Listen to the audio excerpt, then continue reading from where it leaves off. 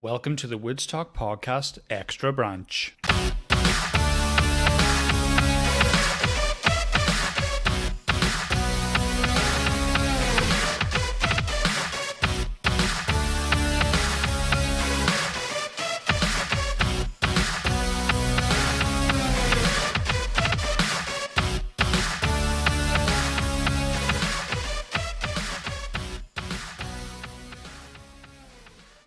Right, can you hear me? Yes, I can actually, yeah. Hey, How's it going? grand. Yeah, good man. You're right. I'm all right, mate, yeah. It's just, when you plan something and it just never quite goes to plan sometimes where you're like, the Zoom password I sent you didn't work. And then the Amazon package that I ordered for today, which was supposed to be here between 10 and 2, is now one stop away. And you're just like, so I'm worried I'm going to get a fucking call. Hey, look, I'm not offended if you want to run off and grab it. Yeah, that's cool. Because I know how that.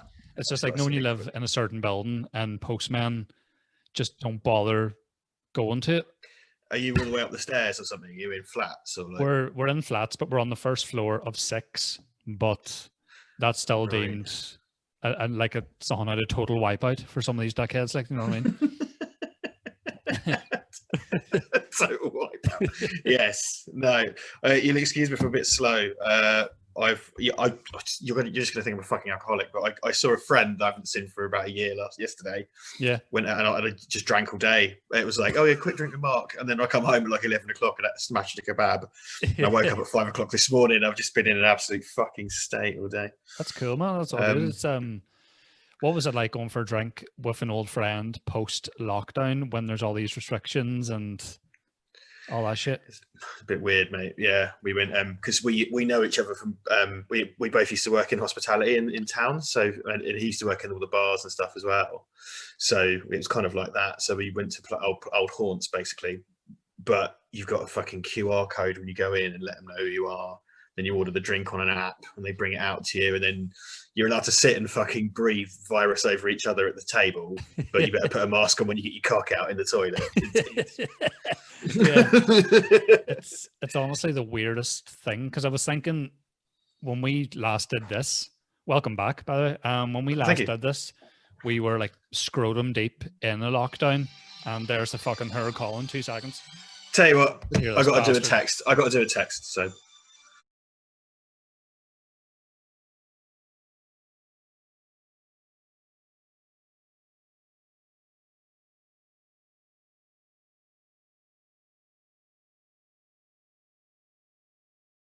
I am back. Sorted. And out of breath.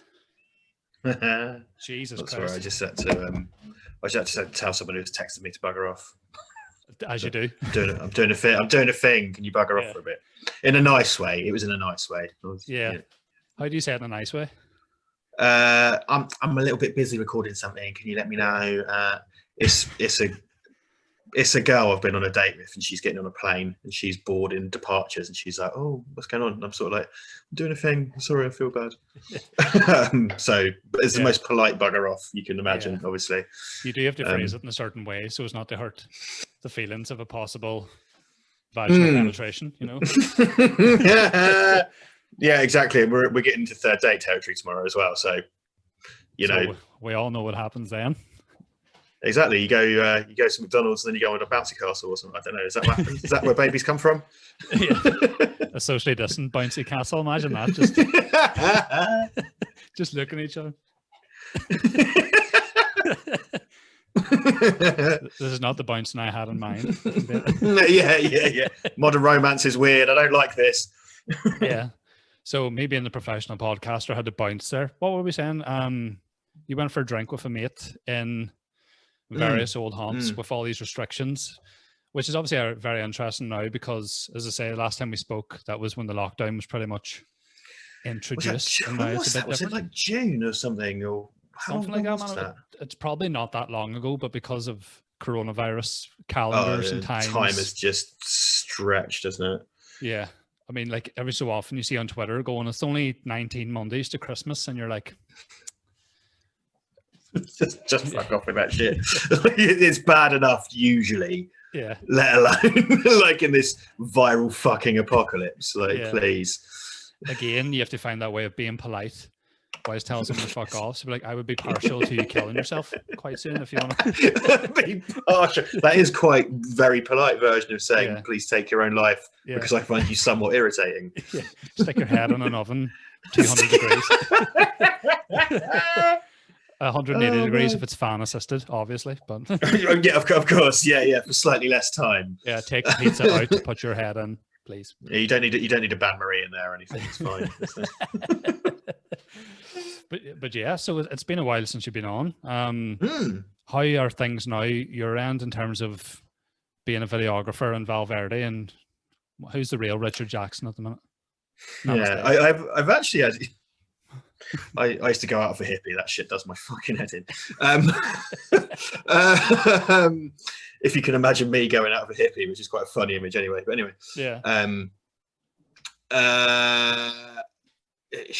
She banged like a breeze block in a broken washing machine. But anyway, I got work actually. Since we last spoke, I did quite a big project with some video game composers locally who have done loads of PlayStation games and movies and stuff. So we did a kind of mini doc with them. That's been really good. They're getting me back on Thursday to do stuff for their Patreon because they've got social media stuff. I've got some camera operation next week.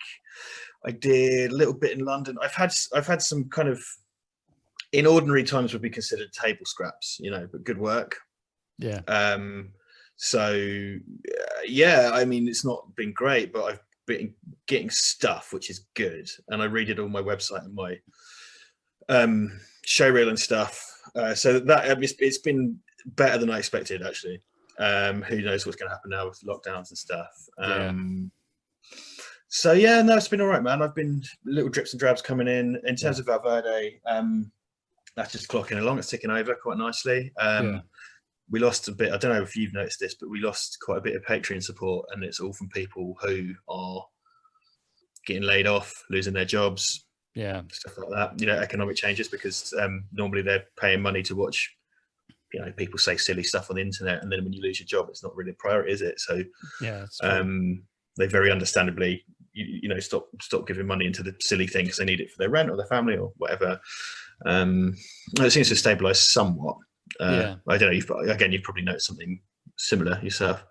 Yeah, well, I mean, it's I've done stand up like 4 or 5 times since the restrictions have been lifted. Once was in an office, once was in a garden, and then 3 were like socially distanced pub gigs.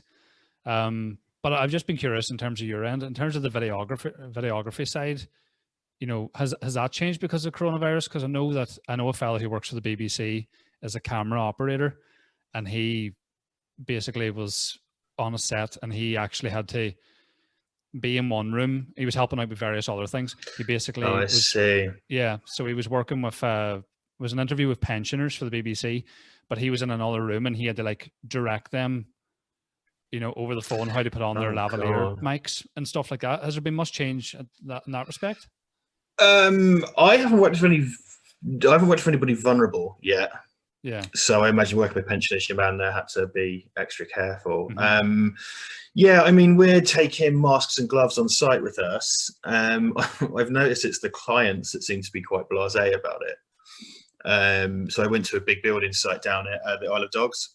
Right. So I was doing some stuff for a surveying company, and we were on building sites. So there's loads of geezers working. We had to go up and down in the site lift, and we had to walk around the site with all our gear. We had people from the company modelling for us and everything, and they just acted like everything was normal, and we were the ones with the kind of anti-bac wipes and the masks and stuff, trying to be, as sort of on top of that as we can. And they just didn't seem to give a shit. I've done a couple of what I did. I did a camera op gig for a friend at a local bus company that is pitching to have the self-guided buses in Cambridge, which is kind of interesting in and of itself, like essentially fucking robo buses, right? Yeah. And that was all about how they are cleaning their buses, because they use like that fucking David Copperfield vapor machine to put all the in the bus, and how it was all done, and how every other bus seat is locked off so that you can't use it and shit like that. and they were kind of on it. They were quite kind of like, okay, you guys got masks, have you got wipes? So you could do this, you're doing that. Lavalier mics and stuff. We just kind of made sure they were anti-backed and sort of just asked the talent to put it on themselves, which talent is always rubbish at, and you've got to sort of go like, get in there anyway. Like wrapping it around your foot or something. You're like, what are you doing? Oh, they always just do something fucking like, they just always end up like with this. You know what I mean? Like, and it's just no. The point is that it's hidden. You're not supposed to be able to fucking see it. But yeah, no. I mean, there are things in place. I mean, because you're man at the BBC, that's a sort of bigger scale, isn't it? And I'm on a thinner end of that particular wedge. So we're trying as a business. I am trying to provide that, but I've just noticed like certain clients just don't care. Yeah. I mean, all these builders and stuff on that work, they didn't give a fuck. They've all been sitting around, you know, hanging out, just chatting, and business as usual for them. And we were the ones who turned up just like, I've got a mask on. Yeah, man. So I don't know. And I'm going to go see these composer guys. I'm seeing them on Thursday. I've had meetings with them last week. And that's all pretty cash as well, you know, and that's inside their private homes, because they've got studios in their office, in their house, in their houses. So that's, you know, I've still got to, from my end, keep my end up in terms of health and safety, but like they're not bothered, it seems. Yeah. So, you know, it's like that really. It's a bit of a mixed bag. Not that I've had a tremendous amount of work. Actually, I'll tell you what, this is something fun, being boring, but no, not at all. I had he'll regret that. I've just did a thing for a pharmaceutical company. So one of my kind of business contacts in Cambridge.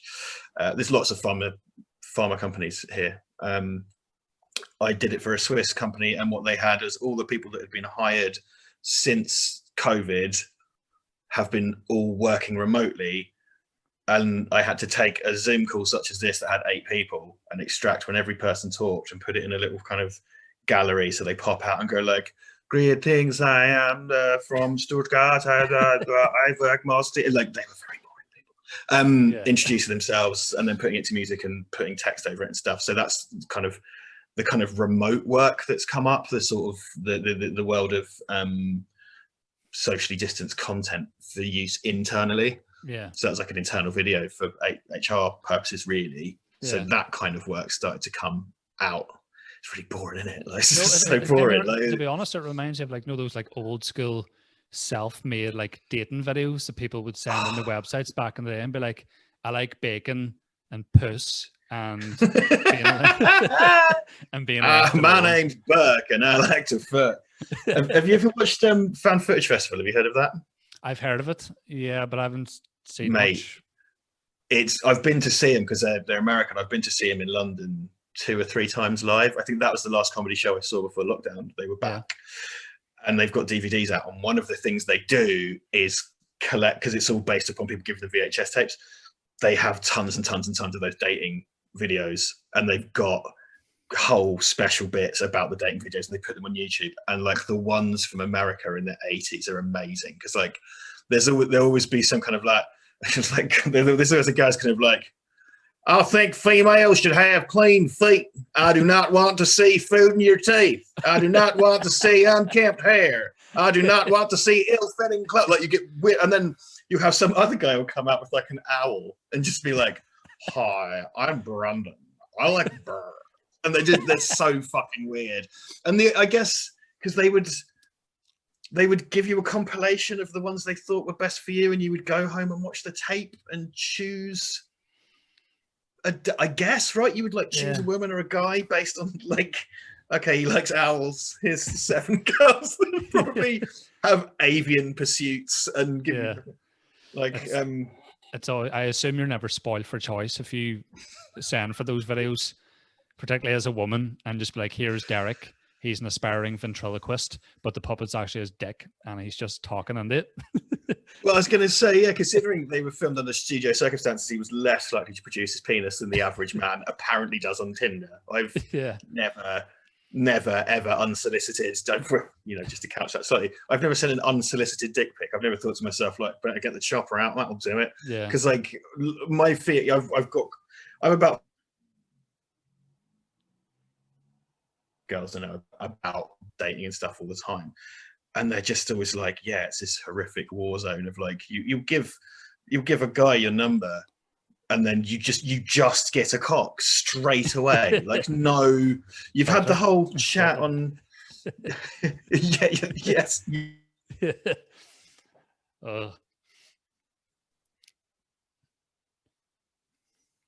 Do you freeze there a wee bit? Oh, did you lose me? Yeah, just a wee bit, just for the last couple of seconds. Okay.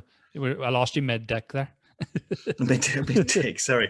Am I allowed to? I'm allowed to swear, right? I've already done Yes, go for it. Say whatever you want. Yeah. Okay. Sorry. Okay. I remember last time I was very drunk and probably just we did. You're married, aren't you? Time, for sure. Married. Yeah. Okay. Yeah. How long have you been married for? A year, 2 or 3 weeks ago, actually. Oh, congratulations! Yeah, thank you very much. It's very exciting. We're getting a water purifier soon. Hey, rock and fucking We haven't roll. even shopped about. We're just going to go get one. Oh, mate, it's better than sort of tearfully wanking 4 times a day. I wouldn't worry about it. So, did you miss out on Tinder and the kind of online? Did that pass you all by? Yeah, the whole principle of trying to get anybody kind of escaped me, because I've been with Lisa since I was 17 and I'm 30 now. So I missed a good chunk. Yeah, I missed a good chunk of all that, to be honest. It's unusual, but it's definitely a lot better. Like, I had minimal experience at like regional school discos that would be in like a church hall or some shit, or a foam. Do you remember a foam party? Did you ever have that? Yeah, sure, just pedophiles with fairy liquid. Great. And you know, which would be a good name for a bar, wouldn't it? The pedophile and fairy liquid. That'd be good. Pedophile and fairy liquid. What flavor? I mean, yeah, I think it'd probably go down very well in like Hoxton or something. They'd love all that. Yeah, very liquid. But that was my own thing, where it was like, I don't know if it was similar when you were younger, where it was like you seen a girl that you're like, this is the one for me, and you got your mate to ask for you. No, it's not like now where you know what I mean. Like, you didn't really have any apps back then. You didn't even have a mobile phone, let alone you know what I mean. So you had to get your mate to ask. I was in a long relationship I was in a relationship for 7 years from when I was 20. 7-ish years. I'd say from I was about 22 to when I was about 30. Yeah. So that means I left that relationship about 7 years ago from now, which means I missed the whole app thing initially. Mm-hmm. And when I was back on the market as single, it was everywhere, and it was just the done thing. So it went from a thing that didn't exist before I went into that relationship to the done thing when I came out. And to me, and also it's a change in age, but to me, you would meet women or girls like at a house party or through friends. And I liked that. I preferred that. That was kind of cute. Like, I remember like this one, a girl I dated for a bit. We went to a drum and bass rave together, and we knew each other through a mate. And then it was a little bit juvenile, but it kind of cute. She just kind of goes like, "Oh, okay, it was nice to meet you last night. Can I call you later?" And I was kind of like, "Okay, what did I do wrong?" And then she just kind of goes like, "Oh, actually, I quite fancy you. Do you want to go on a date?" And I was like, "Oh, okay." And then we ended up going out for a few months. That, like, fucking dude, the Tinder thing is fucking horrible. I've had some right fucking rotters this year as well. I actually got off Tinder and went onto Bumble, because within the world of these apps there are differences, and Bumble's a bit nicer. But like, dude, it's a fucking absolute cattle market, and there are some absolute wrong uns on there, and it's just it's really being reduced to a handful of pictures and a kind of binary choice. It's the most depressing. It's just this horribly dispiriting experience to go through. And I just kind of miss sort of like, you'd be out with a bunch of people for their birthday and be like, "Oh yeah, your mate's hot. What's their situation? What's going on there? Buy her a drink." Easy, fine. And she's either going to like tell you to fuck off, not be bothered, or be into it. Done. Instead of just this thing of sat there, in spunk-stained pants, it's eating Wotsits, just sort of listlessly swiping and just going like, "Does that picture make me look fat? Do I look short?" Well, people tell me I'm 6 foot and 15 stone, so I'm basically a tall, heavy cunt. Everybody thinks I'm 5'2" for some reason. Like, people think I'm really short. Like, people from YouTube think I'm really short. Yeah. Like, girls sort of go like, "How tall are you?" And I'm like, "This," and they're like, "Really?" And I was like, "Yeah, I'm not going to stand in one of those fucking police lineups so you can see." Like, you're not having a wank on stilts, you know what I mean? I mean, now you said that, I sort of fancy it. Got to spice things up a bit. Yeah, mate, you have to. You know what I mean? Your imagination only goes so far.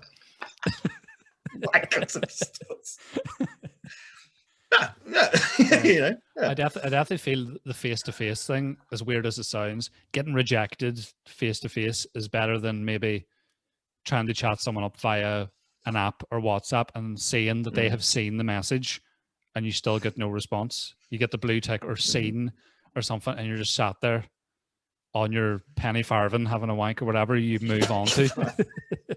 In your hamster wheel, just like fucking. It's like gladiators or something. Powers the house, mate.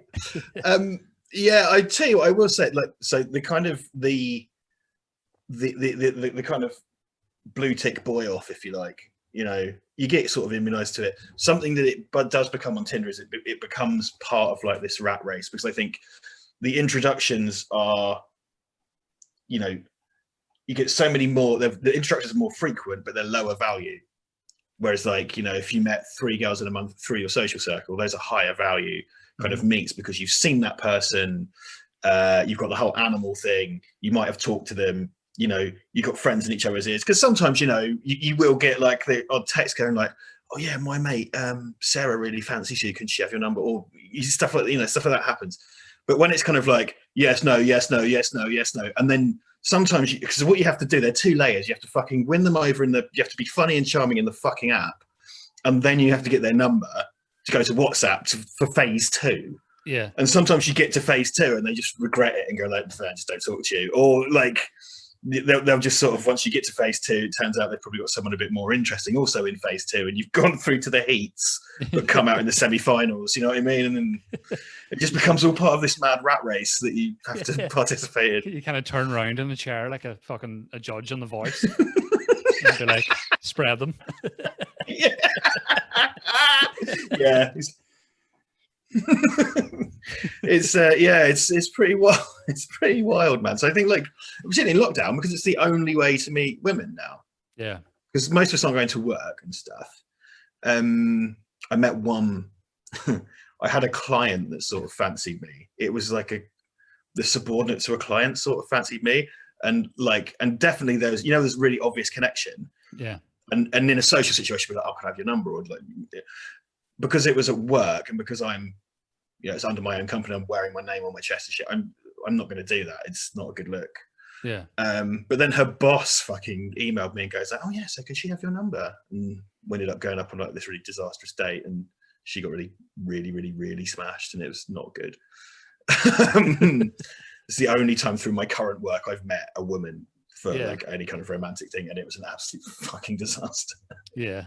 I think, like, generally any lockdown dating, I would assume, as an observer from the outside, I know some people who went on dates on Zoom. I have one mate, and he's a fucking disaster. He's got cleavage on his back, like he's a fucking mess, right? He's got loads of knees, you know, it's just weird looking cunt, right? And he, like, even... Sorry, yes. Okay, I really like... Sorry, continue. I know where that came from, but see, for example, when he's on Tinder, he's very picky for someone that has, you know, the ability to crash a train just by looking at it. You know, he's a proper month box, this guy, like, and he does get so particular. And I would equate it to, like, you know, if you're watching like a cooking program, say you're watching like MasterChef or something, and they're making really fancy stuff, and you're sitting on your respective couch with super noodles or pasta and sauce, and you're criticizing the people on the TV, going, right, that's hardly a fucking risotto, that's not the correct use of truffle oil, you stupid cunt. And you're sitting there just eating a sugar sandwich, or, you know, which used to be a thing when I grew up. Did you ever have that? That was a thing. I never had them.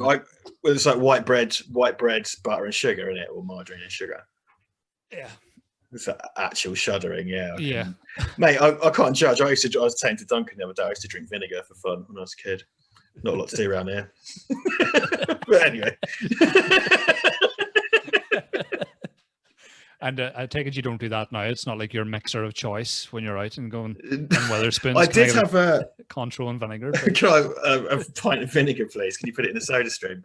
I had a vodka and gherkin juice for 3,000 subscribers, because that's the thing they do in like Latvia. Yeah. Vodka. So in the States they have pickleback, which is bourbon and gherkin juice, but we went for the vodka and gherkin juice. It was weird because it's vinegar, but it tasted very. It's like drinking seawater. It's quite odd. Is that pickleback thing? This could be totally wrong. Is that something that's referenced in Rick and Morty or something, or am I completely? There's an episode of Rick and Morty where he turns into a pickle. That's very Pickle Rick or something. Pickle Rick, yeah. That's Pickle what I'm Rick. thinking of. My bad. I know I've never seen it. Oh, okay. It's something that the internet loves that episode. It's like a big meme for some reason. I don't know. But I imagine, what was I saying? Yeah, my mate. Oh shit, yeah. Oh yes, your mate. Too many names. Yeah. And then he did Zoom dates. He had a few dates over Zoom, which my experience of Zoom has been doing podcasts and stuff. And even with, the best connection possible, there's always lagging, there's always buffering, and nobody seems to really know how to use it. So especially him, because he's an idiot, I guarantee he probably doesn't realize when she's in the room. So he probably sits down and he's like, my ball bag smells of Parmesan. How are you, Sarah? Do you know what I mean? I don't think he would. That must be a thing. Or he might sit down and go, I didn't think the Nazis were that bad, And I'm like, how are you, Genevieve? That Hitler had a few good ideas. Anyway, you're right. Yeah. I've never, because that's what I was in a. I just sound like I just don't want to come off as like this fucking serial dating emotional train wreck, but I was in a relationship this year. I've just been going through my fucking exes in the first 20 minutes. I was in a relationship this year. Yeah, fucking hell, Jesus Christ. Because not to bring it up, but you were sort of newly single when we last did this. You weren't long. Yeah. So what? Yeah, that was the one. Yeah. So we went out for about 6 months. So I had a micro kind of version, like before I come out of a long relationship and went straight into the world of app dating. This time we started going out before lockdown. Met her on Tinder. She was fucking mental anyway. But anyway, we're 5 or 6 months together. So when I came back out, it was like, well, firstly, I didn't go into that straight away because I wasn't ready to just start dating again after a 6-month thing. So it took me like 5 or 6 weeks to go back onto apps with any kind of confidence. And I came into the world now of pandemic dating, and I was hearing about Zoom dates and Skype dates, and I was 100% ready for that, because if I wanted to, I could do like my I've got like a fucking cinema camera and all these lights and mics, so I could do like proper fucking lighting if I wanted. And I was like, yeah, if that's what's going on, I'm all over this. But no, not one person suggested. It just hasn't been. No one has said, let's do a Zoom date or whatever. Like, it just hasn't come up whatsoever. Hasn't been a thing, and it's something that I know notionally exists, but it hasn't happened like at all. To me, like. I kind of enjoy that you put all your eggs in your one basket. We're like, look, I mightn't be the best catch, but I can light I can do a 3-point lighting with ease. Yes. I'm trained in. I can appear in 4K. And I'll have I can clean easily sound. do a white balance over the small of your back. That's what they call Spider-Manning these days. It's a white balance. I have just sort of. I did say to you, oh well, I could do all this nice stuff if I want. I'm on a webcam and I've got 2 points of light. I mean, that wasn't as if to say, but not for you. I just realised I dropped that in. Yeah, like, what's the problem? Why not? They're not good enough for you. Only went for a fucking parcel, and now you're fucking. That's it, mate. That's it. You should have come back, and I'd have just turned all the lights off, turned my face back to the camera, or whatever. So I don't. That whole. That sounds weird, man. But I kind of, particularly as well, like if you're Zoom dating, and it goes really well.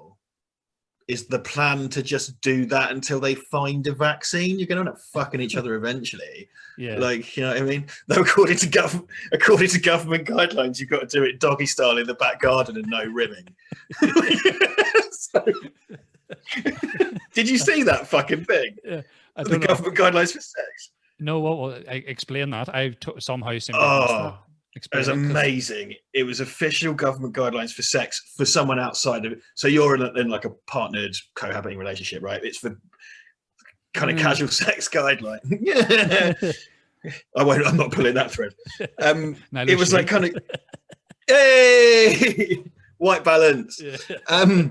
It was the official guidelines for sex, and it was kind of like not to do it indoors. So it's what was inferred by it what was funny, because it was like not to do it indoors and not to be face to face and to avoid kissing. So it's basically like, yeah, you can fuck her from behind in the garden. And there was a bit specifically saying like, try not to do rimming, which was so good. It's like, look, you know, we can't prove that analingus is COVID safe. And we need to put it in a leaflet. And so, yeah, it was amazing. If you can find it, it was fucking gold. It was so good. Please abstain from the pink Cheerio or something. The pink Cheerio. Well, I just imagine people carrying around like a, you know, one of those polythene dust sheets just with a hole poked in it, and it's like, well, you can put your cock through there, but rubber that up and properly sellotape it to the. If you sellotape that, it's the practical. If you sellotape that to the sort of, it'd be like the sex scene in Naked Gun. Do you remember when they get inside the giant condoms? It'd almost be like if they did a porn parody of the ending of E.T. when they're all quarantined and shit.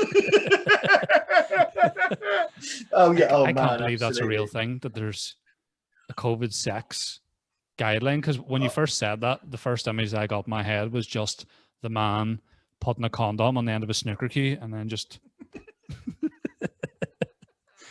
let me see, hold on, let me see if I can look, here we go. How to have sex whilst managing the risk of COVID-19. This is on the Terence Higgins Trust. I'm not sure what the Terence Higgins Trust is, but it's clearly a charity. But there was a oh yeah, that was the other thing that was, because this seems to be summarizing what was on the kind of NHS thing. There's a subheading here which says, you are your best sex partner. So the advice was, just wank a lot, was basically, so it's all sort of like, well, it says masturbation using sex toys and phone or cam sex are the safest options, as they can be done without being in close proximity to anyone else. Just make sure if you're having cam sex, you don't share images that might identify you unless you want to. And you aren't pressure. Oh God, that got a bit dark, didn't it? You're wearing the mask anyway, you'll be all right. The next safest option is consensual sex with a sexual partner within your household. So it's like, oi Dave, it's been a slow summer. If you're having sex with someone new, it's important to talk to them about COVID-19 and manage the risk together. If they have any COVID-19 symptoms or in the previous 2 weeks, or same for anyone in the household, blah, blah, blah. Don't do analingus, blah, blah, blah. Yeah. Don't you lose your taste anyway if you've got COVID, so you can rim away. You don't even need to. Both got it. Go rim crazy. I love this. Like, no, not kiss. Yeah, you can reduce your risk of catching or passing on COVID-19 by sticking with a regular partner and limiting the number of sexual partners. I wish. Not kissing, wearing a face mask during sex, and favouring, this is it, and favouring positions when you're not face to face may also help. And using condoms or dams for blowjobs and rimming will further reduce the risk. I love this because all the wording is very kind of like dance around the bit. They haven't said like penetration or anything like that. That just goes like blowjobs and rimming. Reduce the risk. There's an absolute gear change at the end of that paragraph that I really like. So dams for blowjobs and rimming. I love that. I love that because it's kind of like, oh yeah, don't kiss, but absolutely shove your cock in an orifice. That won't do it. Like fingering, bum fingering, analingus, water sports, pee sterile, all fine, but wear a mask. It's actually so. I never realized that was a thing. Is there is there a phone number or something? No, for people that have questions, because I assume there's someone ringing up going, "What about the fucking 69? What's the crack there?" I love how, by the way, they've had to say consensual, because again, there's going to be someone that takes their own way going, "Oh, I can rape like hotcakes." Yeah. It doesn't rule that out, so that's fine. Yeah, every if you have any further questions, please contact our free helpline THT Direct on 0808 802 1221. Are you writing that down? No, I was thinking, should I ring it? I mean, what? And ask, no. What, like on the podcast? You mean? Yeah. I mean, yes, I think you should. I think you definitely should. Put her on speaker. Let's see what Terry's saying. 0808. 08, yeah. 802. Yeah. 1221. Right, so I'll put this on speaker. Hopefully this picks it up.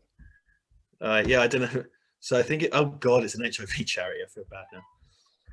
Welcome to THT Direct, where you can get information. You hear that? Can. free on weekdays from 10 a.m. to 6 p.m.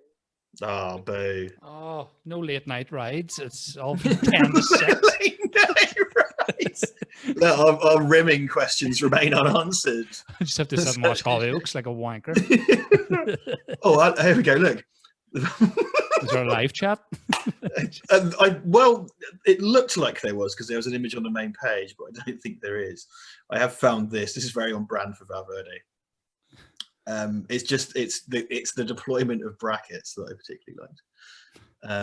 Oh no! Oh yeah, the virus has been found in semen and feces (brackets poo). And it does appear that sex is a common way for COVID-19 to spread. Because of the presence of semen and feces, blowjobs and rimming may present an increased risk of infection. Yeah, I get the rim. They never did before, like. It was fine before. I mean, they haven't ruled out felching. That's, let's go in with the felch. Is space docking okay? The Alabama Hot Pocket. Can we do ship blistering? They're not listed here, so presumably they're fine. You lost me at felching, to be totally honest. So anything you said from there, you have to explain what they are. I don't know why I sound. Again, I've been married for a year, but I've been do you actually want me to explain what they are? So what was it? Did you say? Are you sure? Felch? Was it felch? Not like felch? No, I thought you meant like Vanessa Felch. Yeah. Felching is when bluntly, it's when you suck your semen out of your lover's anus. All right. That's felching. Space docking is supposed. This is one of those things that you shove a Buzz Lightyear up your arse or something? It's when you shit into a person's vagina, but then you see you were laughing, then your face just went. Yeah. Oh, I wouldn't have the confidence and aim, to be honest, to do that. Well, that's why it's called space docking, because it's notoriously difficult and you have to align everything. There's seemingly a version of it. There's a version of it where you freeze a turd and use it as a dildo. Docking, however, docking's quite cute, I think, because docking is when you have two men. And this is what I love about so many sex positions is because it's hard to see what anybody's getting out of them. It's where you pull your foreskin over the end of their dick, like a little comfortable snood. And like a dick ravioli, what the hell? That to me sounds harmless, but also like what are you getting out of that? Yeah. Because if it's like holding hands, if it's just really intimate and you just sort of go, once you've docked cocks, like I really don't know. Because a lot of these are definitely made up. One of my favorite ones ever, which I think was in Viz, is called boiling your eggs. It's called boiling your eggs is when your partner kind of goes on the head and puts that anus sort of in the air, and you put your balls on their arsehole when they fart. And it's just another one, like, I see how you've got there, but I don't know what anyone would get out of that. Yeah. People like all kinds of shit. That docking thing, the foreskin over foreskin thing, that just seems like a lot of effort. That'd be like, when you're trying to put a sleeping bag back in its cover. It's like the last day of Glastonbury. And you're just sort of fumbling around. Fuck it, we'll just leave it. Right. Fucking leave it. Well, that's it. I imagine there's probably I would imagine there's quite a sense of satisfaction once you've done it. Sort of like a complicated Lego set. But then it's sort of like, we've docked. I guess the intimacy of foreskin to foreskin. Like the first time you flipped a pancake and it landed back in the pan. Like, come on. When I was on my degree, we had a little group that did all our practicals together. So we did like a documentary and we did a short. Yeah. And we called our little fake company Space Dockers. So whenever we did a film, it was by Space Dockers, and we had just a library picture of an astronaut, and it was this really subtle thing. It'd be completely black and like subtle push in, and then it would just say Space Dockers at the bottom. And because we had a fucking massive screening room in our uni, like a THX certified like theatre room, they could project film and stuff. And they'd always, every time the lights would go down for screenings of student work at the end of term, and like the five of us would just be sat there laughing in the corner because we made it say a rude thing on a big screen. Which, to be fair, I don't regret. I think it was a good move. Yeah, I should bring that back, really. Yeah, I should go to revive Space Dockers. I mean, all the lads are married with kids now, Yeah. And I'm still doing things like that 15, 20 years later.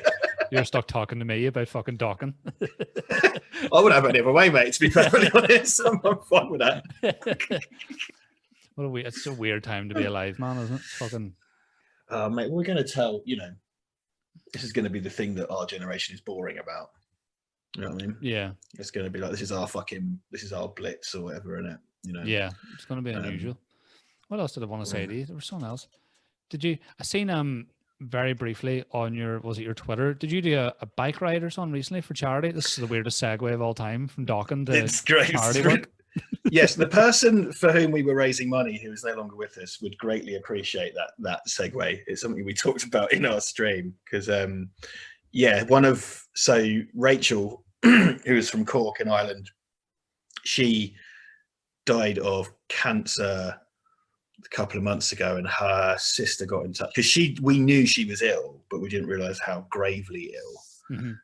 And obviously, she's a fan of ours, so everything we've just done is very on brand for our channel. Everything that we just talked about. So she would have found that funny, and so we've had this strange. So her sister got in touch, said, "Look, Rachel passed away, and she used to talk about you guys' channel and stuff a lot, and towards the end, it was something she used to like to sit and watch, and she used to talk about it all the time. So we just want you to know about it." So we set up a GoFundMe Just Giving page for the Irish Cancer Society. So we had a Lethal Weapon live stream up on which farts and poo and all the usual shit was talked about, and we made, I think, 350 quid that night. And then I had a kind of London to Brighton. I've done the London to Brighton ride a number of times, so it was one for this year because the official one was cancelled. So I had that in the diary anyway, and I said to my mates that I was doing it with, like, "Hey, do you mind if we do it for this and we splash it around instead?" And they were like, yeah. So we made like another 500 quid on that night. Yeah, so we got about 850 quid in for Irish Cancer and in memory of Rachel. And then I was able to email the sister and say, like, "Hey, look, we did a bit of something for you guys." So yeah, there you go. It got all a bit real for a little while, but really sad. She was probably about your age, a little bit older, I think. It's fucking crazy, man. It's just senseless. You know what I mean? I know there's a lot of that about at the moment, which is fucking senseless waste. And I think she would. Yeah, I think because we had to do the thing of talking about Rachel and remembering her, and then sort of going, okay, so poo and wanking, and on to the next thing. But it was always like, yeah, but she would have found that really funny. So we just sort of, you don't want to do it any other way, really, do you? So yeah, because of some fuck ups, it's supposed to be like 56 miles, but because of some fuck ups, I ended up doing 70 miles. And I think the guys did about 65 because we just went wrong in a few places and shit. So yeah, it's hilly as fuck, mate, that ride, because I'm from East Anglia where it's flat, and there's nowhere to train for hills here. Yeah. So I always find it quite hard, that ride. I've done it, that'd be the 7th time I've done that ride. And I did a practice earlier in this. I did half of it back in August just to train. So yeah, that went well. That's good. The page is still up. justgiving.com/Friday Broadcasting. If anybody wants to give money to Irish Cancer in memory of Rachel, you can go do that. Yeah, it was fun. We stopped and had a fucking. I always judge every time I do that ride on the official one. There's always loads of geezers, like, because what the incline for that ride is like this, right? So Clapham is here, and it just goes up and up and up and up and up. Then you've got a huge hill called the Ditchling Beacon, which is this legendarily monstrous hill at the end. When you've used all your energy, you're supposed to go up this hill. Every time I do the official ride, and that's for the British Heart Foundation, every time I do that, there's always because all the official stop-offs are in pubs and places like that. There's always a bunch of fucking geezers like sat right before the hill, like eating a fucking pork roast, and they've got like 3 pints of Guinness and one of them's having an ice cream. And I'm always just like, what is wrong with you people? Like every time I do that ride, because I've got like some bananas and jelly babies. And so this time we decided to see what that's like. So we stopped halfway through and had like a massive burger and chips and a couple of beers and cracked on. And it's not that bad. It's all right, actually. Sort of found like, I remember those mad cunts who were sat there just eating a carvery with like a bowl of mashed potato. Like it was still pretty stupid. They just see these geezers like with really expensive bikes, all in lycra, just like sat there quaffing Guinness and shit, and I can't get my head around it. But having done something similar, I was like, yeah, that's so bad. That's okay. You did it within reason, though. Like it seems like these guys wouldn't be adverse to going to like an all you can eat fucking Chinese buffet. Fuck me, you know what I mean? They should get a basket in the front of the bike and just fill it with wontons and crack on. Yeah, just fucking. Can you imagine just like tearing through the Sussex countryside, drinking out a gravy boat? Fucking sweet. Oh. But it was good. That was really nice. We got a good day, perfect conditions, no headwinds. No headwinds, about 21 degrees. It's almost too hot. Nice country route. Got to Brighton, turned around, came home on the train. Bollocks, recently. So that was nice. Good one. Yeah. No jokes there, really. A sad thing happened, so we did a thing. No, fair play. Because the reason I even brought it up really was that do you find like, was that through? Did you sort of get to know Rachel through Patreon? Was she one of the patrons or just a fan of the channel? Because it's just cool the way you can interact with, the people that support your channel or podcast or whatever it is you do. Because obviously now everything on the internet is so fucking negative, and I know that's a weird twist, and obviously that was very sad. But the fact you were able to do that, there's something quite nice about the fact that you were aware that it was even happening and were able to sort of do something about it. Yeah, she so a bit of both. We originally knew the first time I spoke to her, she fucking busted my chops over some shit. I was kind of really? like, yeah, absolutely. I remember when she came on just random comments when we first started, and she was like, "This has been really disappointing," and you're rehashing. And she wasn't wrong, but she was like, "You're rehashing," and I was like, oh, and had a bit of a strop about it. She wasn't wrong, but I find it quite. She came straight out as kind of like, "You're not living up to your potential. This channel hasn't been good enough yet." And we'd only been going for a couple of weeks. And I was sort of like, oh, shit. But then she kept kind of coming back through Twitter and comments and stuff, and she'd come and comment and hang out. It was totally fine, but I had a little, to do with her when I first spoke to her, which I think I find quite funny in retrospect, because we didn't know her brilliantly well or anything, but she'd come to my gaming streams, because Duncan does do the gaming streams. She'd come to my gaming streams and be in the chat and hang out. And then she'd come on Patreon, and she was on Patreon for quite a bit, and then she would send a message just saying like, "Hey guys," and just ask how we were doing. We were like, "Yeah, we're good. Hope you're well. Nice to see you. Thanks for supporting." And then she was like, "Oh well, I had I think it was breast cancer she had. She was like, I had breast cancer, but I'm fighting it and stuff." So, and it sounded as if perhaps she had turned a corner. I think perhaps she didn't quite want to tell us everything, of course. And so we hadn't heard from her from a while, and I was thinking to myself, I should really check in with her, see what she's doing, because she just went so quiet. And then her sister came on Patreon and just said, I'm dealing with her affairs, so I just wanted to let you know what happened and stuff. So that's how we found out.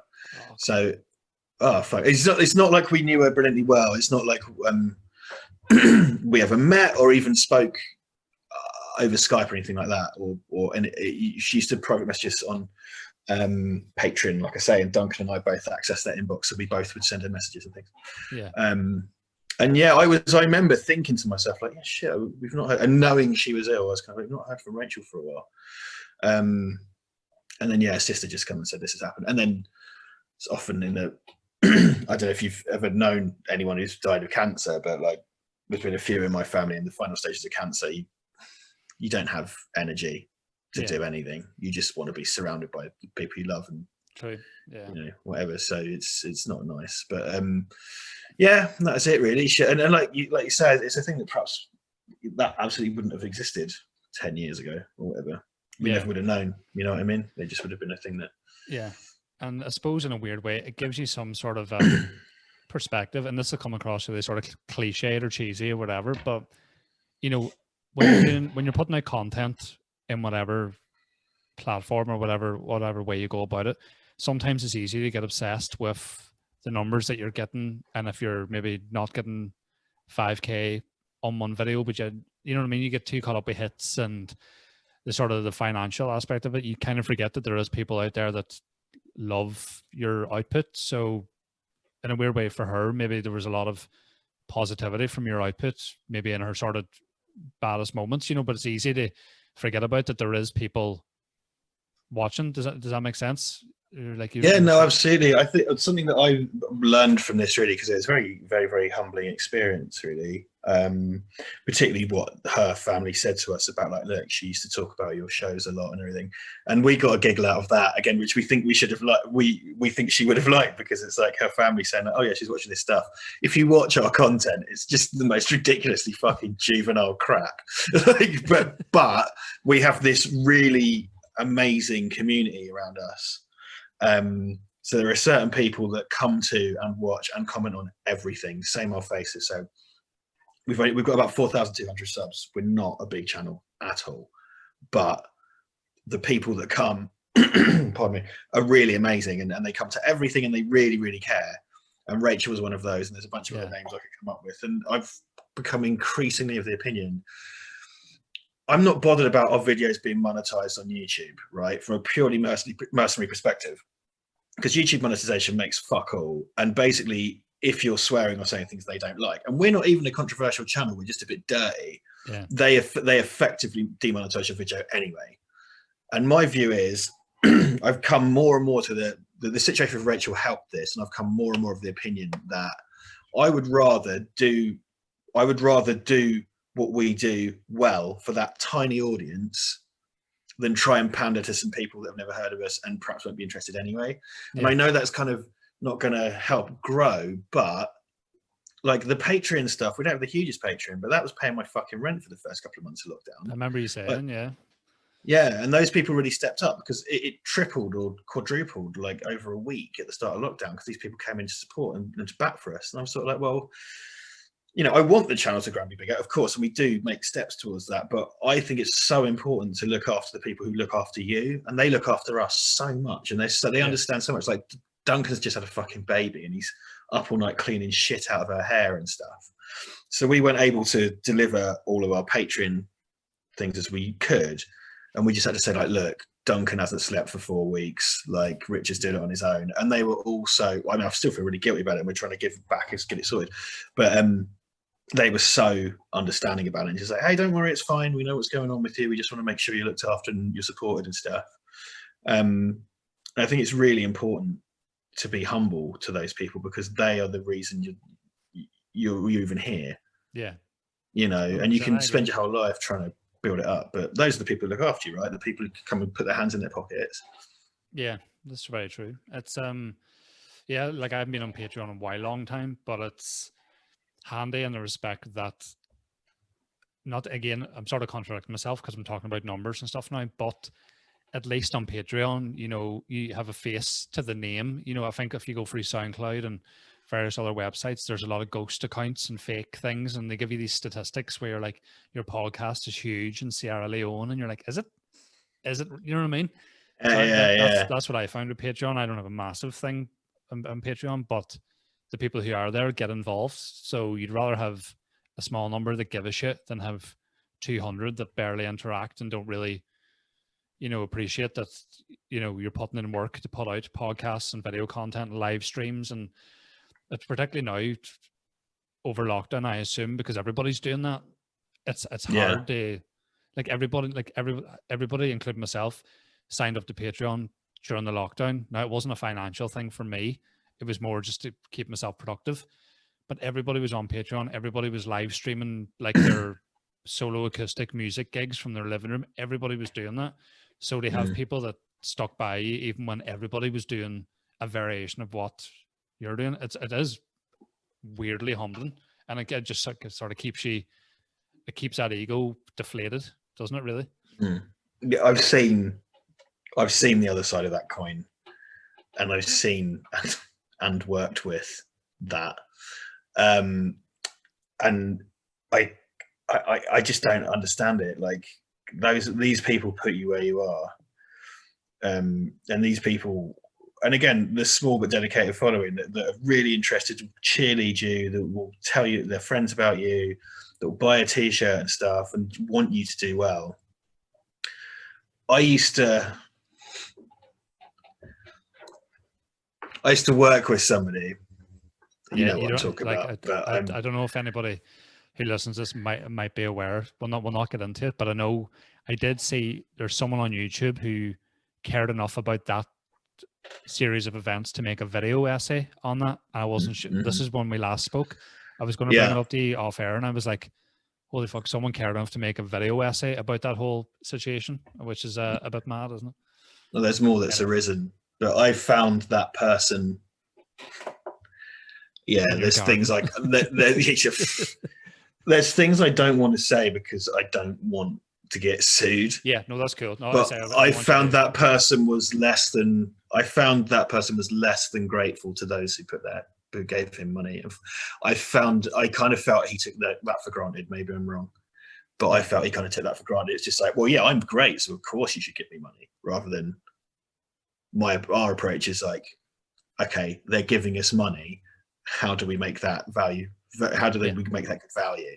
Instead of just kind of like, oh, well, I'm amazing, so I deserve this. No, they're paying you for something. And that's the wrong way to go about anything. Not just in Yeah. terms of content, even in terms of your videography work. If you had that attitude, you wouldn't have anybody. God, yeah. You know what I mean? God, yeah. And I would never hire anyone like that. I don't want to Yeah. work with people like that. I don't want people like that in my sphere. Like you get a kind of taste for someone quite quickly, don't you? You can tell when someone's a bit sort of cocky or whatever. Not being cocky, but like when it's kind of arrogant or sort of entitled in that kind of behavior. Sort of, someone swans in and acts like they're some kind of amazing genius. It's like, well, why are you working for me then? Yeah, it's sort like, of why aren't you fucking off directing a movie or whatever? Yeah, it feels like there's a lot of people who misconstrued arrogance with self-assurance. There's nothing wrong with being self-assured in your ability to do a job, but arrogance, particularly when it's not earned. Like I've seen it in stand-up, open mic comedians do 3 gigs and then are talking about the DVD they're going to release later that year, and you're like, okay, you don't know how to do it. I kind of feel like any sort of discipline between 5 and 10 years is how long you need to be doing it to find your feet and not look like a rehash of someone that you like. So as a filmmaker, if you look back at your early stuff, you might go, Jesus, I just look like a version, the Wish version of this. And then that sort of synthesizes out because you're finding your own identity. You see so many sort of like young comics come out and it's like, well, that's Bill Hicks or that's Lenny Bruce or that's Richard Pryor or you know what I mean? They're just sort of doing these, and there's nothing wrong with that because you've got to develop. I do find what you do completely terrifying, and I know that the world of comedy, as I understand it, is pretty rough, and you really have to earn your stripes. You really have to put the time in, and like, to sort of die on stage, like, must be fucking like I couldn't handle it. I think my ego would collapse. Like I'm too much of a little petal to take that. Like, but you've got to take your beatings, haven't you? Like you say, and it's like most comics you hear about have done at least a fucking decade before. They're in that position to start fucking doing panel shows or whatever the fuck. I mean, I think that's what Ricky Gervais pissed off a lot of comics, didn't he? Because he didn't really earn his stripes. He had a sitcom and just went, oh well, I'm doing a special, and that was, and where all some people jumped is, he's like an exception to the rule, and that I know even he would say he had a couple of stand-up DVDs out before the Netflix Humanity special, and he still feels Humanity is when he was like, that's the most stand-up I've ever felt, where he's like, I actually feel like that's me doing stand-up instead of doing a one-man show like he'd done in previous DVDs. It was like this one. He couched it as a lecture, didn't he? He couched it as a lecture, yeah. And he made that joke because I saw. I'm old enough that I saw Animals. When Animals is the first one, wasn't it? Yeah. His first show. I saw Animals in Cambridge when he first toured it, and yeah, the joke is this is a lecture, and he has a lectern and he has a slideshow, so he's able to kind of hide behind that. I don't really like him as a person, however. I haven't met him really, but there was good stuff in that show, and politics. There was stuff in there I liked, and in politics he did a kind of, he did a callback with his jacket lining. I don't know if he does this gag that comes around, and it's kind of like, I haven't seen politics actually. I mean, I'm not going to encourage you to go watch it or anything. I don't lionize Gervais at all. I mean, at least he came from the world of comedy. But like someone like because I'm a big fan of Stuart Lee, so I've been to see Stuart Lee many, many, many times because I'm a smug liberal elitist, obviously. And he's so clever. Like the way he has all these threats. He does one thing about he does a set, and then he kind of does a prestige at the end of the set where he goes like, because he uses the N bomb in the middle of it, and he gets a gasp from the audience, and then there's a few other words that stick out. And then he kind of goes like, when I was on holiday with my dad in 1972, he said the most offensive phrase I've ever heard in my life, and I couldn't possibly repeat it intact. So I've used every word from that phrase throughout this set. Yeah. So he has to find a way to shoehorn in the N word to then. So he's done this thing where he's been planting all these seeds and he ties it all up at the end. Yeah. Whereas Ricky Gervais did a thing where he kind of went, I stole this jacket off a dead gay baby with AIDS. And then at the end goes, ha ha ha, I've got a free jacket. You know what I mean? Like whatever Ricky Gervais does, I can't remember. So it's got that one callback that ties up. So for Lee does this thing where he throws out all these bits, and he's actually, and I liked the kind of prestige element of like that. I like the magic trick. Yeah. In that there's a bit of misdirection, and then he kind of goes like, well, actually, that's why I did this. And everything then suddenly makes sense. And it's a very, very, very clever bit of comedy. And that's from someone, because he had his time in the wilderness and stuff. And that's someone who's been doing it since he was like 18, and he's what, like 50 something now? Yeah, he's been doing it a long time. I think that the last time I saw him, I've never seen him live, but the last special I saw was the Carpet Remnant World. Yes. That was, I really enjoyed that. But his shows are so long. I feel like, I don't know if I've just like have no attention anymore because of streaming and binge watching and being on my phone. I feel like I don't have any retention ability anymore. Like, honestly, I think he's quite self-indulgent. I think he's because he's good. You know, he's good mates with Alan Moore. Yeah. And Alan Moore's kind of like, I don't write comics anymore, but here's a 7,000 novel about caveman in Northampton. And it's like, you couldn't pay me to read a prose novel by Alan Moore about Neolithic Northampton, which I think is actually a thing he did. Lee, like for me, Carpet Remnant World, I fucking loved it. And I would just sit and watch the whole of a Stuart Lee special and not have a problem with it. I love it because I'm a pretentious arsehole, and so is he. But I totally see where you're coming from. And I think because he plays to his base, that's the thing. Because he used to be like, he used to market all his own shows and do all his own representation and stuff. And I think he still does. So when I saw him at Cambridge, I've seen him a bunch of times, London, Cambridge, all over. He did the Cambridge Corn Exchange, but normally he does a venue called the Cambridge Junction, which is like a small, it's where drum and bass raves are normally, actually. It's like a nightclub and a theatre and stuff. And he used to always do the Cambridge Junction, which is the small theatre. And then he did the Corn Exchange, which is like where the Killers play or whatever, or that's where I saw Ricky Gervais, you know what I mean? Like a huge venue. And when I went to that, it was the real feeling of a small show in this far too, it was packed, it sold out, but the show was far too small for that. So Simon Munnery was on first. Oh, Simon Munnery. So Munnery did the opening set. Oh, he's fucking brilliant. I bought his book off him, which I've got of that gig. And the way it was done, Simon Munnery did his set, and Stuart Lee was comparing. There's hardly any kind of lighting and stuff going on. Munnery did his set and you know, Stuart Lee was standing behind a curtain going, Simon Munnery, and then Munnery came down to the front and sold his books to us, like actually at the front of the stage, like you would find in a small gig. And then Lee came out and did his bit and then went off, and there was no, you know, like when it's Michael McIntyre and there's like sparklers going off and spotlights and all that. Yeah. Because there's a packed house because it's Stuart Lee, but he'd done direct ticket sales and stuff like that. And I think he was working his own agent for a bit. So he kind of, you know, self-manages and stuff and plays to his base, because there was a bunch of for a ticket. Me being one of them. Yeah.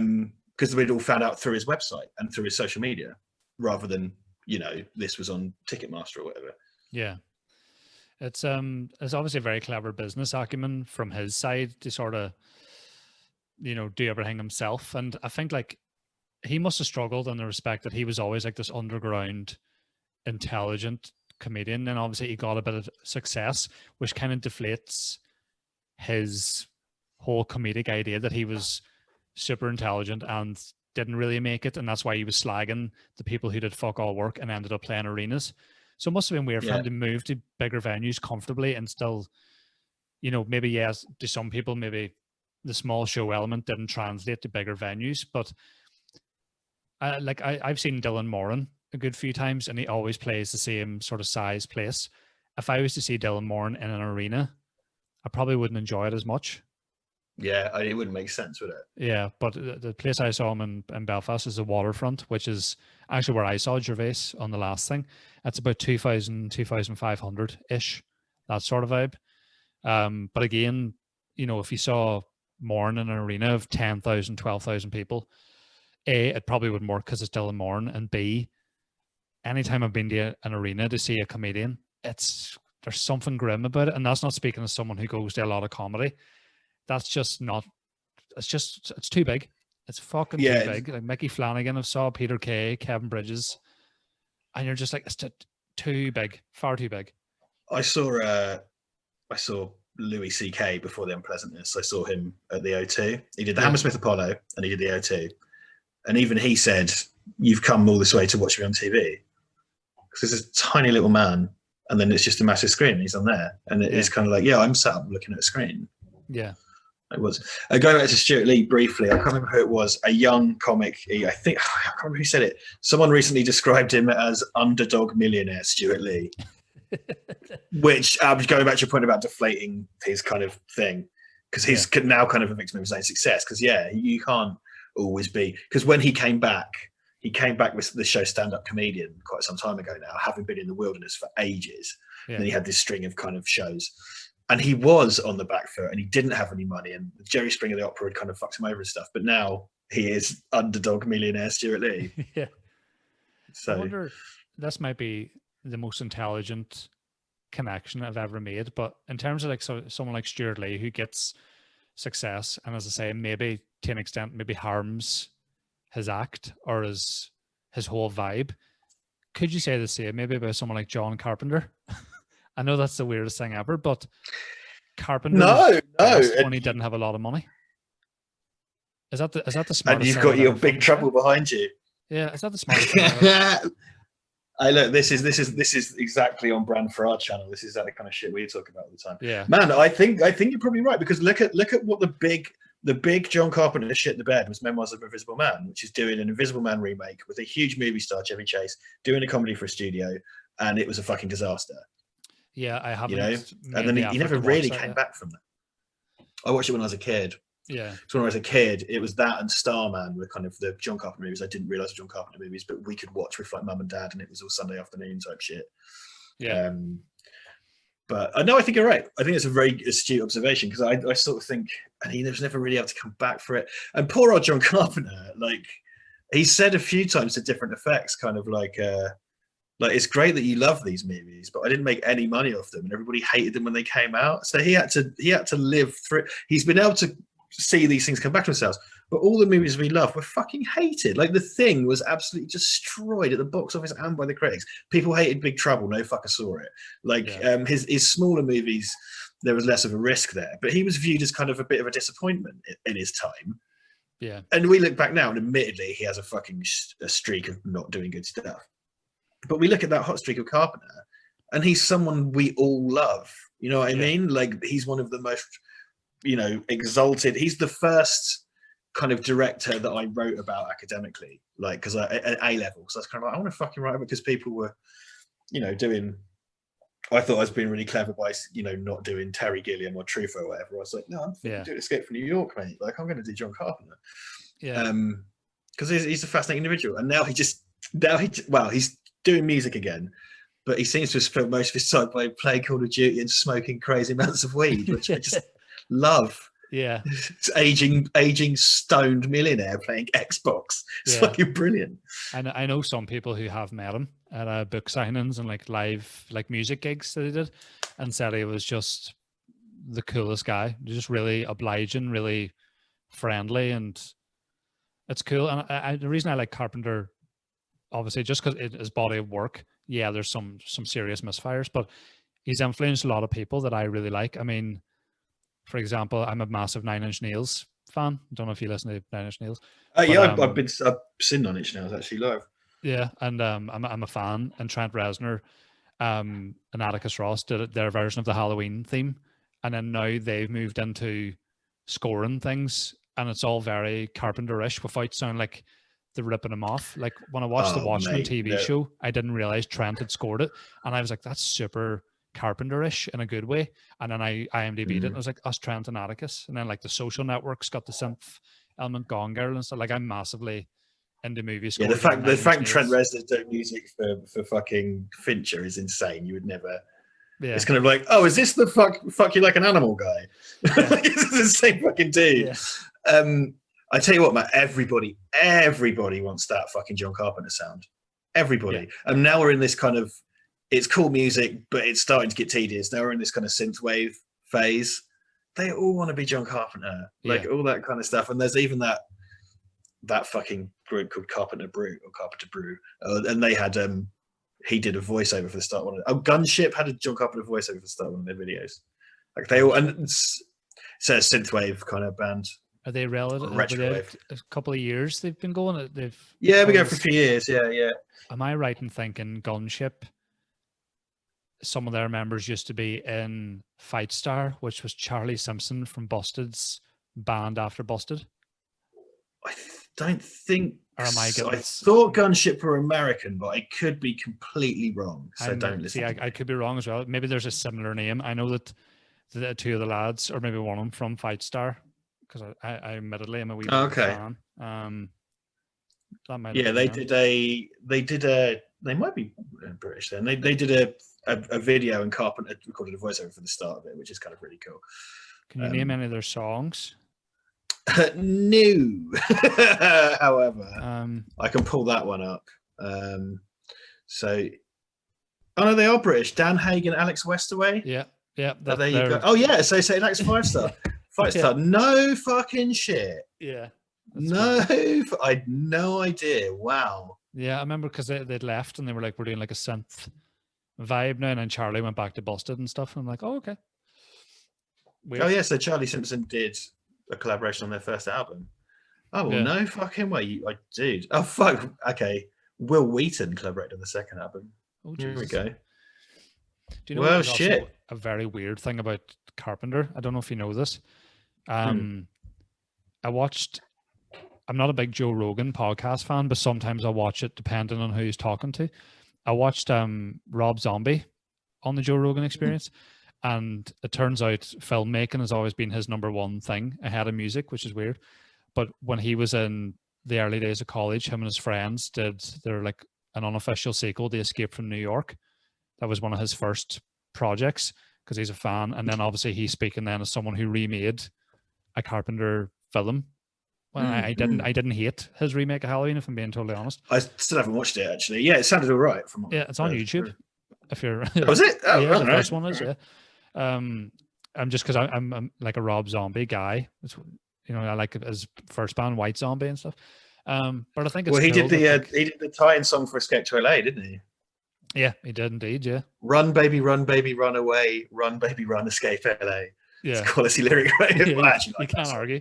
Because I love the cheesiness of Zombie. Anyway, yeah, I was going to say, I know that you're sort of mostly in sort of zombies and stuff, but there's a horror because obviously Halloween's coming up, and I wanted to ask you about some Halloween related films and stuff. But there's a film I watched months ago. I don't know if you've seen it, and I can't say it's good. It's a Rob Zombie thing, and I don't understand why I keep going back to it. A House of a Thousand Corpses. Oh yeah, of course. I've seen. We interviewed Bill Moseley for the doc I worked on, actually. Yeah. I've seen both of those a long time ago. Yeah, I kind of I don't hate them. Well, the third one came out, didn't it? Free recently. from Hell. Free from Hell, because we were supposed to speak to Sid Haig, but he fucking dude died when we'd been emailing him, and he died around the time we were trying to get hold of him. I think I like freaks me out. That Spalding. I don't know if it's just such an uncomfortable film that it makes me go back to it. It's like a morbid curiosity I have that film. It's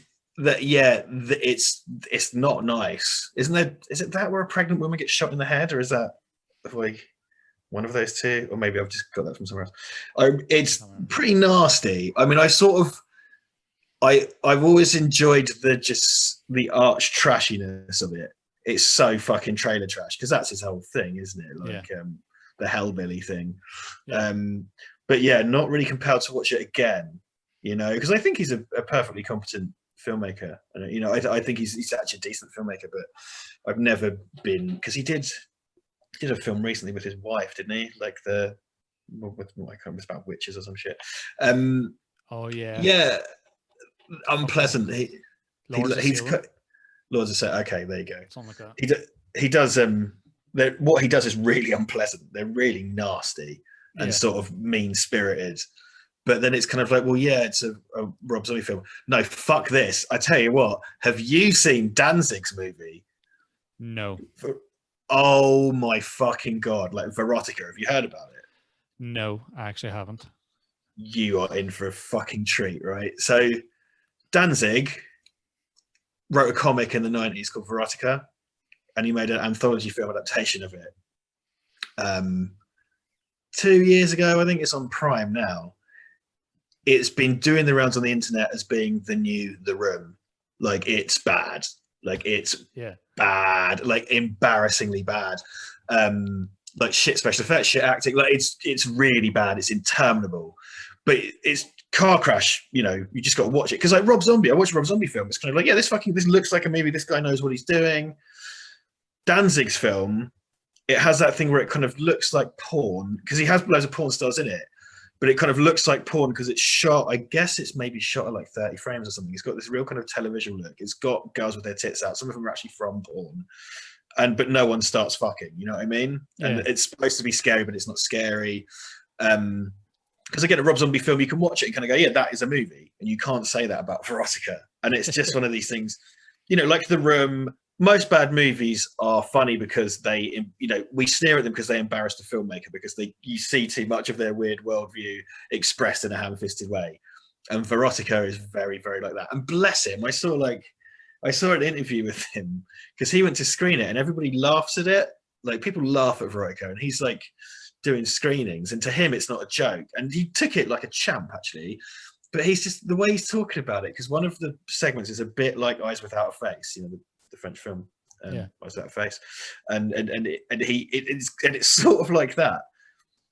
And he's just sat through them all laughing at his movie, and he very nicely, very politely, and intelligently talks about the French film movement, Eyes Without a Face, and what his influences are. And he's so game and a sport about it. And it's because, like, mate, I would have walked off. I couldn't have coped with that.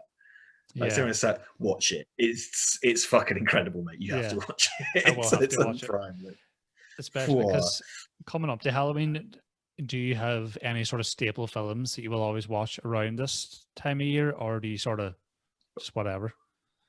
I lost you there for a bit, mate. Oh, sorry. I lost you there for a bit. Just in terms of, like, you know, coming up to Halloween, do you have any staple films that you would always watch around this time, or is it just whatever? Tend to go, yeah. So at the moment in this house, we're watching horror stuff every night when we're both here. So nothing in particular, but usually always spooky related shit. You know what I mean? Yeah. So we've had a few on. There's a documentary about Giallo movies that's on Amazon Prime called like The Colors of Giallo, which I really want to watch. Because I think it would be, I think I'm going to go and rewatch like Suspiria and like New York Ripper and stuff like that, and watch a bunch of Fulci and stuff like that. It's like Italian horror stuff. I've got a mood for it at the moment. Then I want to watch Barbarian Sound Studio, which is that kind of Giallo inspired thing. I watched Ghost Stories the other night, the Andy Nyman movie. Martin Freeman in that. Yeah, have you watched I it? saw it in the cinema. Actually, I think it started very well and then kind of dipped a wee bit for me, but it was a pasta weight, wasn't it? No, you got Paul Whitehouse, isn't it? That guy, pardon me. Yeah. That, like, his story was great. You know, I felt like it kind of just sort of. I think it's all about the ending, because the point, like, you know, all the ghost stories are kind of crap. Yeah. And the point is, but then at the end, it turns out it's all not what it seems and stuff, which I like. It's got a nice atmosphere. Yeah, definitely. I agree with that. Well, I put Return of the Living Dead on the other night because that's just great. I just said it's really funny. It's like a really funny movie. Yeah. What else? I need to watch Midsummer because I haven't seen that, and everybody says you've got to watch Midsummer. Yeah, my wife watched Midsummer and thought it was good, but I haven't seen that yet. I don't know. I think it's one of those ones people are just kind of like, that's just upsetting. Yeah, I think that's what. It's just yeah, upsetting. it's kind of what puts me off. Where I'm so fragile sometimes. Where I'm like, I don't even know if I could hack.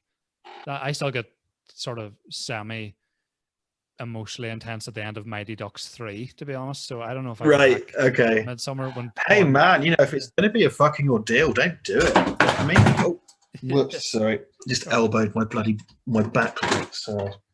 Pardon me. You see, it's all very high budget around here. Probably tell. Yeah, no, do anything like that. If you're not into it, don't do it. I'd never tell someone to do something just for the fucking sake of it. You know what I mean? Yeah. You're gonna have a bad time. Like, you're either into it or you're not. Yeah. It's, for me, the one film that I've always tried to watch at Halloween, I have seen it once every year. I say I must get this watched around Halloween time, and never do. Is The Frighteners? So that's high on my list. Oh, lovely. Yeah. I think it's really good. But the first yeah, it's a time I great watched movie. it, Yeah. I've just never got back to. I did Shaun of the Dead over the weekend again. I know we talked about that last time, but because it was on Prime, and then do you use Amazon Prime for video? I do. Yeah. What do you think about this whole shit where you have to sign up for another thing to watch? Like, you have to sign up to Stars Play or Shudder, or I think Shudder's. I don't touch that, man. Films. Yeah, it's fucking. Yeah, Shudder. Shudder. You can, most of those services as well, you can sign up to independently of Prime, and I'm just sort of like, I don't want to have this weird fucking atomized nebulous shit where I'm already signed up to Prime, and then I'm signed up to Tiddly Bollocks HT plus 9, and and then 8 of them, and it's like, am I getting billed? Like, it feels like a rabbit hole. I do kind of find my housemate's very good at sniffing stuff out on Prime. Prime's very good for bad and old and weird movies, which is great. Yeah. But when I look at the page of Prime, I'm just kind of like, well, I just want to see what's included. I don't give a shit about the rest. When you go on Netflix, it's a level playing field, and you don't have to dig down. Yeah, into that. So Prime's great. Prime's got those Giallo movies on it, and that Giallo doc. So that's what I'm going to be doing. Yeah, that bit of Prime's going to keep me occupied. Yeah, because it's going to be. It's very weird in terms of I don't mind maybe paying to rent a film. That's fine. If it's something new. And over the weekend, it was myself, my wife, and my wife's sister were here, and we were like, we just wanted something easy to watch, and someone suggested Hocus Pocus, and I was like, I don't own it. Don't think it's on Netflix, but I'll try on Prime. You couldn't rent it on Prime. You could only buy it for a tenner. And I was like, I'm not paying a fucking tenner to watch Sarah Jessica Parker. Oh, like, because I remember that film. It's just Bette Midler, the fucking buck-toothed twat that she is. The girl from Rat Race, and Sarah Jessica Parker just aching for the dick that whole film. Her character just going about going, someone knob me, please. You know what I mean? Well, that's kind of because I've never seen that, right? But it's got weird vibes. Like, have you seen The Witches of Eastwick? Yeah, with Jack Nicholson, because that is an insanely horny movie, and the point is they all shag him, don't they? Like, it's this kind of psychosexual, really horny thing. And when I look at Bedknobs and Broomsticks, like, and I see it's about 3 witches, I'm kind of like, oh, is that similar? But it's a Disney thing, so I guess not. But I think they're threatening to remake The Witches of Eastwick. Oh man, I'll tell you what I watched. I watched Addams Family Values, which I haven't seen that in years. Oh, do yourself a favor, watch it again. I genuinely, it's one of my favorite movies. It's a beautiful film. I think when firing on all cylinders, I genuinely think Barry Sonnenfeld's a genius, and that script by Paul Rudnick. It's because the first Addams Family movie is cool and it's good and it's a spot on cast, but I never watch it. Addams Family Values, I will fucking watch any day of the week. It's so smart, and it's kind of dirty as well. It's got a great kind of sort of PG-13 filth to it, which is really great. There's loads of like dirty jokes in it and stuff. It's just really sharp, and it's got this great sense. It's got this great sense of the kind of macabre. It's got this amazing aesthetic because they do the joke in both the movies. It slays me every time. Angelica Houston always has that beam of light across her face. Yeah. She's always got every shot she has to film noir light. And even when she's like outside in the daytime, there's that beam of light across her eyes. It's such a clever little joke. Yeah. I love it. Raul Julia is amazing. Like I was talking to I mean, what a fucking loss, right? Like he was just the most amazing actor. That Street Fighter movie is worth watching for him because there are so few of his performances left for him to enjoy. And like Gomez Adams, it's because the romance between Morticia and Gomez is just like the most insanely wholesome on-screen romance, and they're completely in love. There's never any doubt. The plot is never about them questioning their relationship ever. Yeah, it's all about. There's a bit where they do like a sexy dance, and it's like a Fred Astaire bit. It's like a classical Hollywood thing. And then like all these champagne corks come off and spunk everywhere at the end of the scene. Like it's a genius film. It's Britain because Paul Rudnick, he script doctored the first one, but he wrote the second one. He's like quite a well-known playwright. Yeah. And he came and wrote the second one. It's just amazing. Anyway, I'm ranting about Adam's Family. But that to me is a Halloween movie, but it's an all year round movie. But that's a great one because that's a good PG-13, which has the Halloween aesthetic. You know, it's all spiders and kind of creepy houses and stuff like that and gross stuff. I thoroughly recommend you watch it if you can. I must do that. I haven't seen it since I was a kid. Fuck. I'm going to do a video about it, I think, because I love it. I love that film so much. Like, I genuinely adore it. Yeah, I enjoyed it as a kid. I don't know why. Maybe it's just one of those films you forget is in your wheelhouse, and then it takes you seeing it in Channel 5 randomly. My ex-girlfriend brought it back to me when I was in my early 20s. She was kind of like, "Oh, dude, you remember that?" Because I saw that in the cinema when it came out, and she was kind of like, "Oh, Adam's Family is great," and I was kind of like, "Yeah, it's kind of great, isn't it?" And then we watched it, and I was kind of like, "Oh no, fuck! Like this is good, like really good." Yeah. I think the other film that comes to mind for me, where it's just a few of the characters just aching to get the ride, has to be Batman Returns. 100% between DeVito and Pfeiffer, just aching. Like Pfeiffer's such a fucking horny shaft samurai in that fucking film, and then DeVito's just he's fucking wee fish. Oh, he's a little fucking little horny goblin, isn't he? Yeah, it's fucking. Try swiping right with them bastards. He might just be very efficient, flipping left and right, like you wouldn't believe. Yeah. Oh man. Anyway, I'm going to let you go, man, because we've talked for a fair amount of time. But I hope. Yeah, cool. Sorry, I hope I wasn't too ranty. No, not at all. It's all good. I just don't want to take up too much of your time. Thanks again for coming back on. For a start. Anytime, man. I do. Yes, sorry. We haven't done any pre-recorded content for ages. I'd really like to get you on our show. Yes, absolutely. It's just we do everything bloody live now because of no, it's cool. I know we did talk about Big Trouble. I do own it, but my mate still has the Steelbook Blu-ray of mine, and I want to get it back off him. Is that a soundtrack or is that a Laserdisc? Soundtrack, mate. Yeah. Soundtrack. It's really, really cool. I think it's Sacred Bones Records. I think, including postage from America, it worked out at about £40, which is very good. To be fair, cool soundtrack. Yeah, you're buying good stuff there. So it's got the whole soundtrack, and it's got the Coupe de Ville's main theme. Yes, Weird Trouble. Just the video to that is incredible. It's like a wedding band or something. Isn't it? Oh, it's so good. The best wedding band you've ever seen. Yeah, I mean, when John Carpenter's playing my wedding. Yeah, that'd be amazing. 100%, man. Again, thanks very much for coming on, and I'll let you go, man. Will we do a fake goodbye and stay on, or will we just end? Yeah. We'll do fake goodbyes. Yeah. So, thank you. It's been lovely to see you. Goodbye. Yes. Right, I'll see you soon, man. Thanks again.